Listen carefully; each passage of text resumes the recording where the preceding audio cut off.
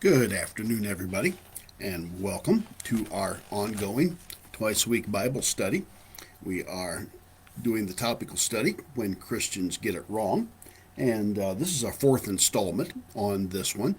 I'm Pastor Mike Carey, pastor of the First United Methodist Church, Beta, Iowa, and on Mondays and Wednesdays we've been getting together like this and talking about various things regarding the Bible and having a little Bible study time together.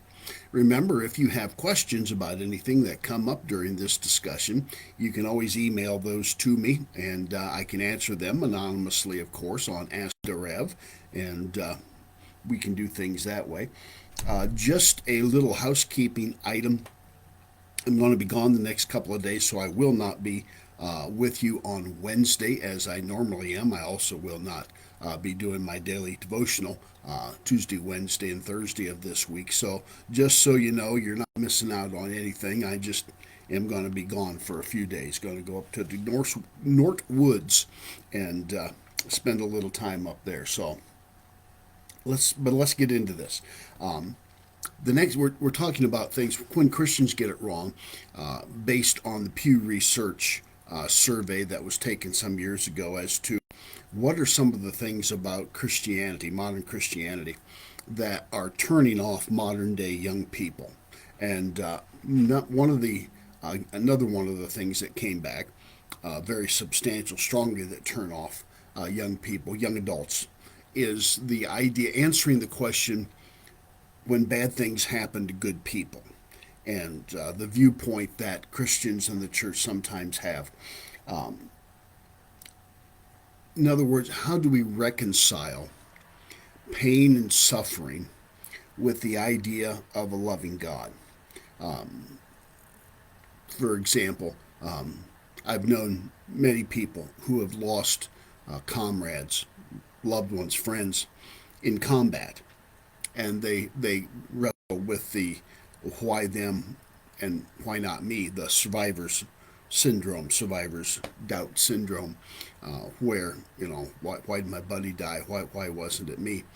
Or as one World War II veteran told me his story that they were in Italy and they were on a troop transport truck, and back then they had a 50 caliber machine gun mounted on the top of the cab of the truck, and one of the guys that were being transported back in the bed of the truck would stand up on a box so that his head and shoulders were sticking up above the cab, and he would man the 50 caliber machine gun. And this gentleman, this good friend, and this was again part of the Iowa Red Bulls, somebody yelled at him from down in the bed of the truck.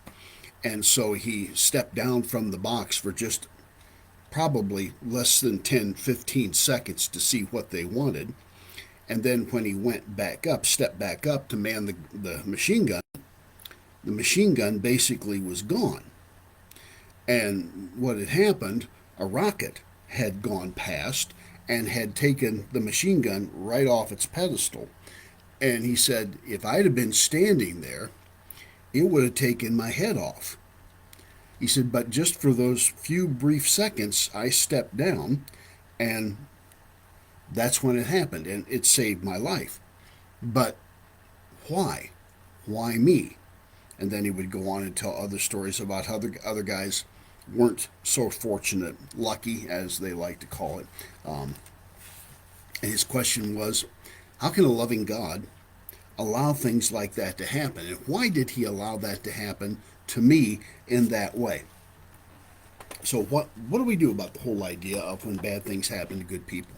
Or just bad things happen, period. Now, this is a serious theological question. It is a good question. It's a good question to wrestle with. How does a good and loving God allow, or as some people would suggest, even cause suffering? Because there are people who do say that. Theologians call this the problem of evil.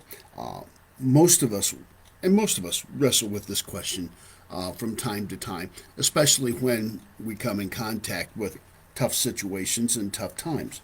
So, what is God's relationship to good and evil in this world? Well, how often have you heard it said, in the face of some particular tragedy, uh, someone will be trying to comfort an individual who has been hurt, harmed, lost a loved one, whatever the case may be, and they'll say something like this: "This was God's plan." Ever heard that one? God must have a plan. All things happen for a reason. Well, if you've been on the receiving end of that comment because you were going through a tough time, you know it is neither comforting nor is it helpful when people say those kinds of things. First of all, because it implies that God is somehow responsible for what has happened. And how can you worship? How can you love? How can you trust a God who acts like that? I mean, that almost sounds like a vindictive God. The whole everything happens for a reason type of explanation, that assumes that God has some predetermined plan in place for everybody and everything, and that it all serves some unseen, unknown purpose. And do I think God has a plan? Yeah, but I think it's a lot broader and a whole lot less specific than what a lot of people would suggest or think. Often people think of suffering as punishment. They'll look at the sky, looking to God and say, "Why me? What did I do to make you mad here? Why is God? What have I done that God feels like He needs to do this to me? You have my attention. You can quit any time now." Why, for example, if you want to go this way, you can ask the question: why did God punish the world with COVID? Did He do it, as some people suggested, just to push the American economic recovery to the brink, the American economy over the brink, just to punish somebody? Yeah, that is the implication when I know people who have lost their jobs because of COVID, and they're thinking, what have I done? Why is God punishing me this way? And that implies that God has pushed the whole American economy over the brink just to say something to one person about whatever it is that they may or may not have done wrong. God's going to punish the whole American economy just because of them? I don't think so. I have a problem with that whole kind of thinking here. Or is it the result of all of it? Human carelessness. Nobody made you get behind the wheel after you had had too much to drink. Is that part of God's plan that you decided to do that? Or is it the result of a low value on human life? There are people out there like that. They have a very low value of human life. They're very selfish, self-oriented. If it happens to you, so what? All I'm concerned about is me. I would suggest to you, suffering is not the result of God's judgment. One person, after Hurricane Katrina came through a few years ago, remember that, and devastated the Gulf Coast, just ripped it up. We were down in a couple of years, well, it was probably 4 or 5 years after that, in the Biloxi, Mississippi area and Gulfport, that area, and you could still see the results of Katrina.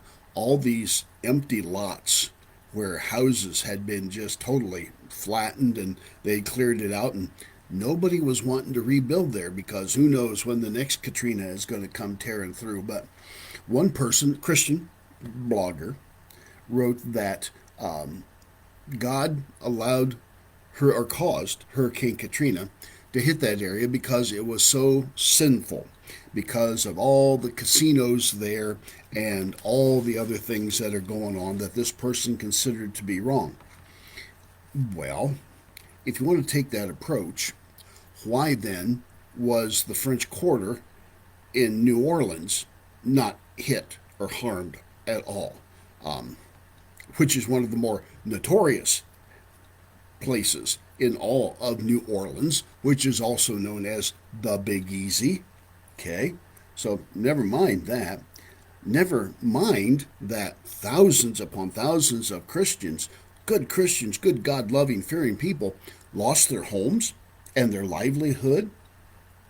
And never mind that within a few days after Katrina was over, the casinos were back up and running and everything was fine and dandy, sugar candy.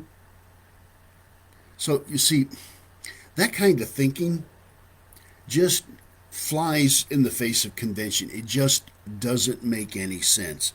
And I would suggest to you, it's nonsensical. It lacks no logical or even faith basis. If you want to know and try to understand the whole concept of God and suffering, you need to go to the book of Job. And we've been over this before. Job was written for that very purpose, to address the whole idea of suffering. And let's just read a little section here out of the book of Job. We're on, let's see, here we go. Job chapter 2, verses 11-13. Now, Job, you remember, was a good and righteous man, best man on the face of the earth. Very rich, very blessed, big family, loving wife. Everything was just ham and jam for Job until he lost his family in a tragic accident, and he lost all of his possessions, all of his livestock, everything, very tragically and suddenly. And then his health broke, and he broke out in sores all over his body. And he goes out and sits on the ash heap, and his loving wife, whom you would think would be there to support him, comes out to him, and her words to him are, "Curse God and die." Because she is of the convention of traditional, typical Jewish thinking in the day.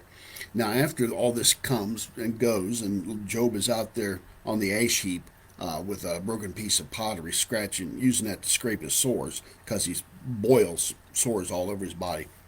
His friends came. Now, when Job's 3 friends heard of all these troubles that had come upon him, each of them set out from his home: Eliphaz the Temanite, Bildad the Shuahite, and Zophar the Maharanite. And they met together to go and console and comfort him. And when they saw him from a distance, they did not recognize him. And they raised their voices and wept aloud. They tore their robes and threw dust in the air upon their heads. They sat with him on the ground 7 days and 7 nights, and no one spoke a word to him, for they saw that his suffering was very great. Well, yeah, and you can understand why that would certainly be the case. Now, at first, Job's friends have it right.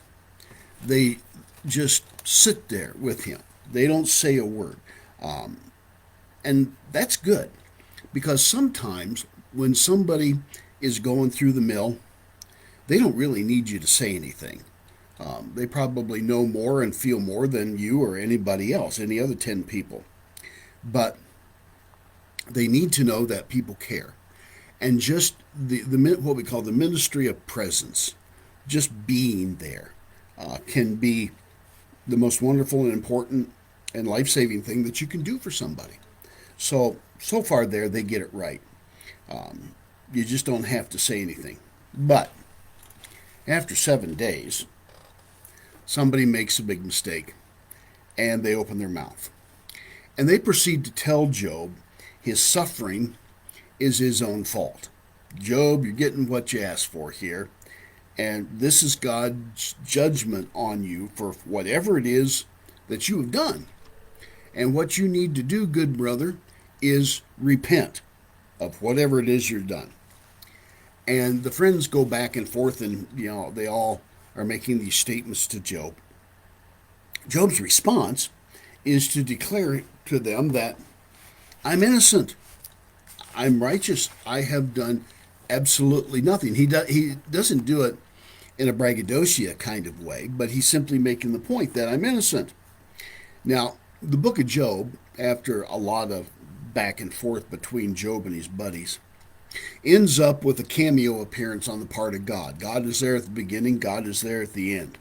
And God rebukes Job, rebukes Job's buddies, and he makes the point that what is happening here is not divine retribution for anything that Job did. So Job is vindicated to his friends who are accusing him of doing something.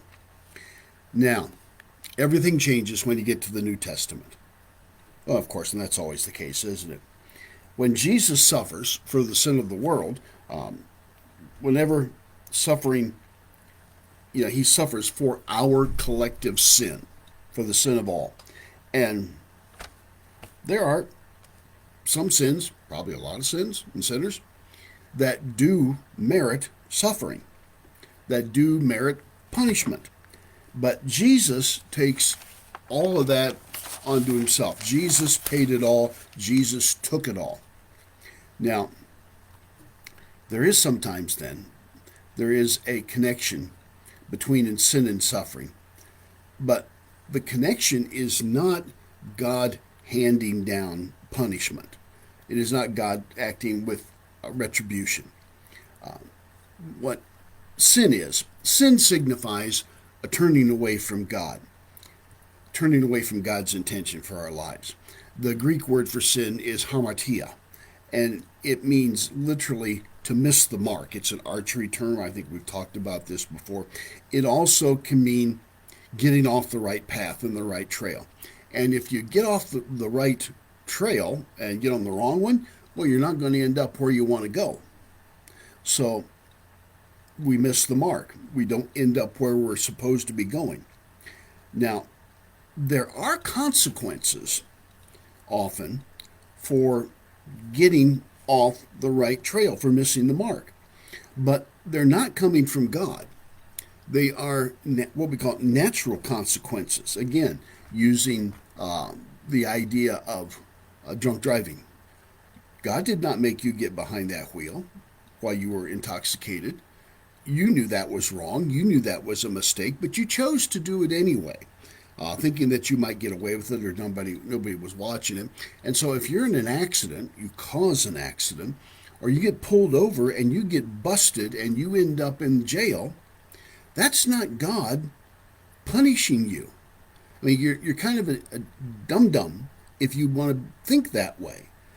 It's your fault. You need to take responsibility. Nobody poured those drinks down your throat, forced them down, or anything else. You chose to do it. And so these are natural consequences of our own action.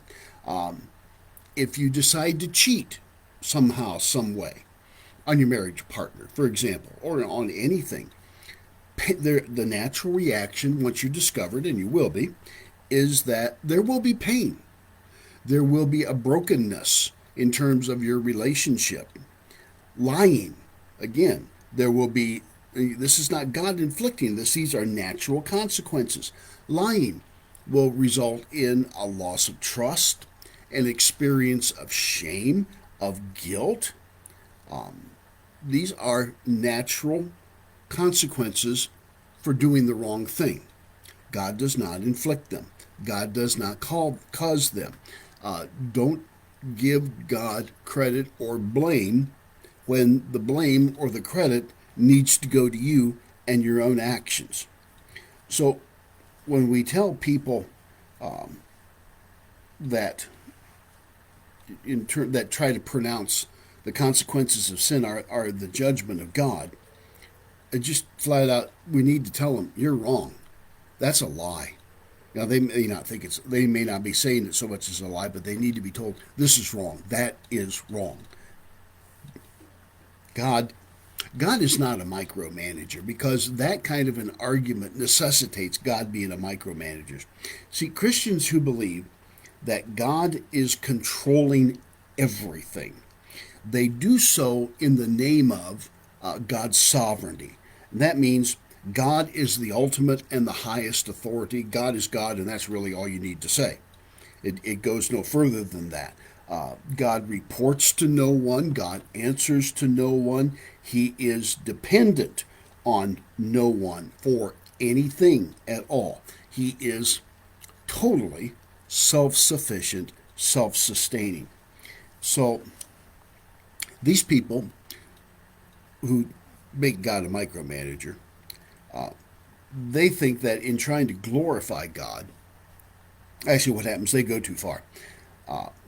They say God is the supreme micromanager. God is controlling not only everything, he is controlling every dimension, every aspect, every angle of everything. For example, your body is made up of cells, individual cells. There are anywhere from 75 to 100 trillion cells that make up the human body. So, does God control each one of those cells all the time for 6 billion people on the face of the earth? Does God determine the exact moment that we die? Or when one of those cells decides to turn rogue and becomes cancerous? And where does it stop? Does God control the properties of every molecule of the entire world, every atom, every electron of everything at all times? I mean, you expand that across not just the world, but the solar system and the galaxies, and that begins to sound like a tall order, even for God.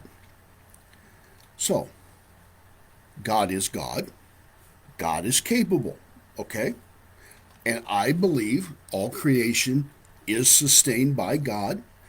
I believe all creation draws its existence from God.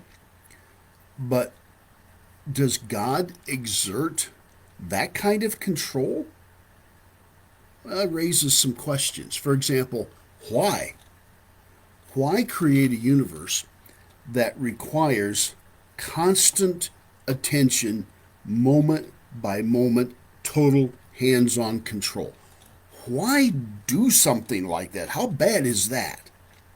Why create human beings in your own image who only have the appearance of freedom and this longing for freedom? We long for freedom. We long to really, truly be free. Why do that when in actuality God's a puppet master and he's just pulling our strings? And we have no freedom at all. It's all just a lie. And if that's true, why should I care then? Why should I put forth any effort on anything if it's all predetermined? If it's que sera, sera, what it will be, why should I care then? Why should I even bother trying? Now, secondly, this also raises the issue of history unfolding according to God's predetermined plan, if that's the way things are. We don't know the end of the story, but God knows. And God knows because why? God wrote the script. Again, if that's the case, why try? My role in everything is already predetermined. And good or evil, it makes no difference at all. What will be, will be. And under this idea, all human responsibility, really, human responsibility just begins to disappear if everything is divinely predetermined. I have no say. Why then should I care? I remember growing up, there was a African American comedian. Some of you may remember Flip Wilson. Flip Wilson had several different characters he would dress up as. One of them was Geraldine. He'd dress up as a woman. Geraldine was Geraldine was a funny character. She is the forerunner, I think, of Dana Carvey's church lady. And when something would go wrong or Geraldine would do something wrong, her catchphrase was, and you probably remember it, what was it? The devil made me do it. That's what and what that meant was Geraldine, when she said that, She was absolved of all responsibility at that point. She didn't do it. The devil made me do it. I'm not to blame here. So hardcore determinists, and that's what we call people that believe that everything is already predetermined, it's predestined, and there's nothing I can do or say that's going to change anything. We call them determinists. They would say the exact opposite of Geraldine. Geraldine says the devil made me do it. Determinists would say God made me do it. I had no choice in the matter. I'm just a pawn in the game. And folks, I'm just not real comfortable with that. In fact, I'm totally uncomfortable with that, and I do not believe that in any stretch of the imagination. I mean, how can God predetermine unspeakable acts of evil and atrocity? Now, I know God can redeem human suffering, and he can bring good out of evil. Paul tells us that in the book of Romans. And I believe that. But does God intentionally cause evil in the first place so that good may come out of it? How bad is that? That just makes no sense. In fact, I would suggest to you that that is one of the most blasphemous things that anybody could say about God. No end can justify the means, in my book, when you look at some of the horrible atrocities that have been committed, some of which were done in the name of God in the church. All you got to do is go back to the Crusades and check that one out. So to make the claim that everything that's going on, all the evil in the world, is the predetermined will of God, well, if you say that, then I have to say, your God, if that's the God you believe in, your God is not loving and your God is not just. And I don't believe in that God, and I want nothing to do with that God. I do not believe God is a micromanager or that everything happens because God wills it. I think that is sheer lunacy. And I went to a Baptist seminary, remember, and they weren't real heavy-duty predestinarian Calvinistic. They were more what would be called Keswickian in their theology. And I went in there right off the bat saying, guys, I'm an Arminian, I'm a Methodist, I'm not a Baptist, so, deal with it. And they would make fun of me as I was walking down the halls. The theology professor would stick his head out the door, Dr. Millard Erickson, and he'd yell, hey, pedo Baptist, which is, child baptizer, which Baptists most certainly do not do. And they were doing it in fun. But it just goes to show you what happens. And so I don't believe God is a micromanager. I don't believe everything happens because God wills it. From the very beginning, I believe we have freedom. We have freedom to choose. And that's where we'll stop for right now. That's where we'll pick it up next time, which will be, remember, next Monday. Won't be with you on Wednesday, but we'll pick things up again next week on Monday. So thanks for stopping by for Bible study. Appreciate you taking the time to be with me. Hope the Lord blesses you then real good.